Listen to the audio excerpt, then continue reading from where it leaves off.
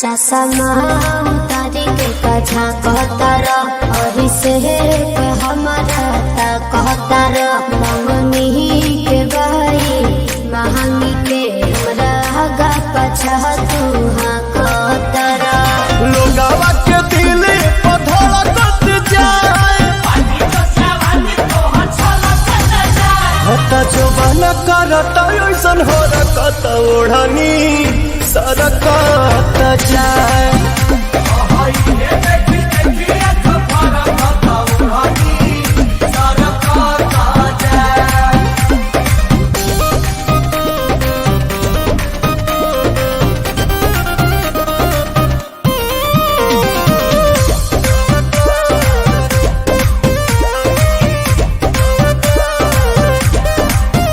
बनी देखा अख से काटा कैसन गजब गजब कराना माबा जालू का अवछा बनी तो पाहो अच्छा से घमबा सरके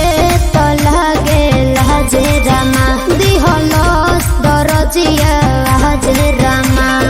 सूट के सियानी देखा चरकत जाए हता जोबान करता ऐसन हो रकत ओढ़नी सरकत जाए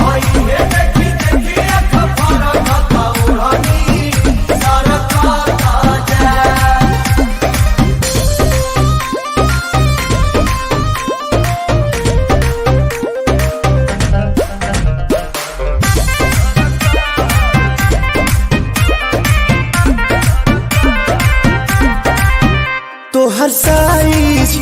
बन जाइज कम्प्रोमाइज भइल बा भलाई में न छुपावा हो बतावा कक देले बड़ू तू ढलाई में कहानी कि न पपीते से हो न पलस नतिया बीते से हो लइके में चीज तोहर लड़कत जाए जोबान करता ऐसन हो रकत ओढ़नी सरकत जाए।